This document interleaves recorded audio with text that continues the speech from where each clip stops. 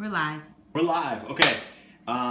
So welcome back to Periscope with Pete's Paleo, and I just got home from the kitchen, running some errands, and I'm gonna make a quick lunch of number 10 of this week's meals. When I take it out, I've got the cactus and apple glazed chicken.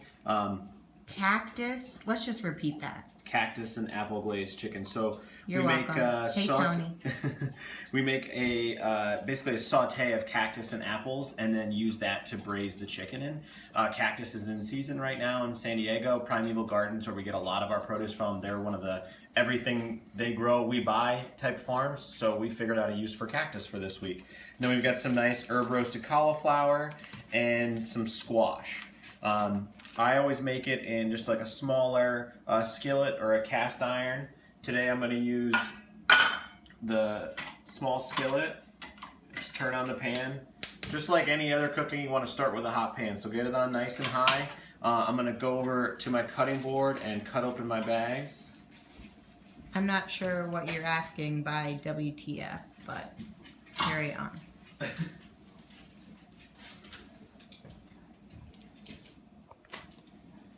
Different meals, I'll cook different ways. A lot of times with the short rib or like the braised pork.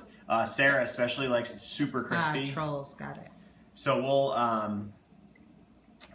we'll put it in and just leave it there and let it get really, really crispy on one side, and then toss in the other veggies. The chicken, I really want to maintain a lot of that apple and cactus flavor, so it'll be the last thing that I add.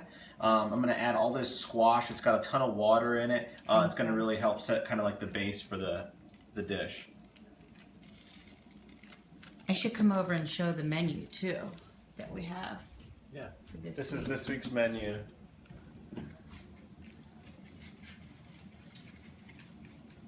Thanks, guys. I will definitely block them moving forward. Just need to learn how. But this is the menu for this week. And number 10 is the cactus apple glazed chicken that Pete's cooking now. Then I added the cauliflower. It's pretty easy to keep them separated unless you want to mix it all together. It depends if it's going into a bowl or a plate. Always make sure that you're working with some sort of rubber or wooden utensil when you're working with a non-stick pan. It seems like that would be obvious, but if you use metal, it'll scratch the pan.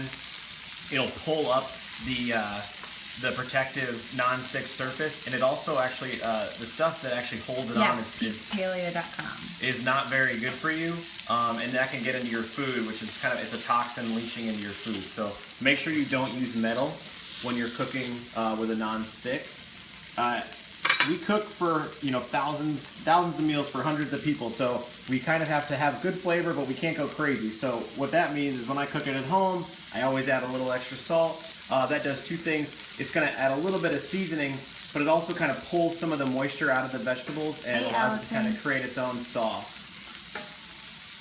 So it's been, I don't know, a minute and a half in the pan. Everything's going to be hot already, and it's ready to go. It came to you cooked, so that's all that you have to do. I'm going to go ahead and take the vegetables out. We own a ready-to-eat meal company, but we personally are eating our meals that we're reheating in our house right now.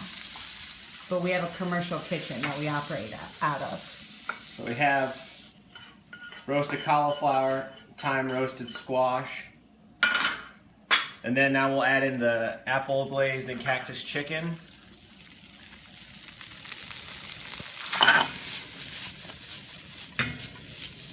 What's really nice, if you get our bone broth, or if you have bone broth at home, this is the time where as chefs we always incorporate bone broth or stock into our cooking.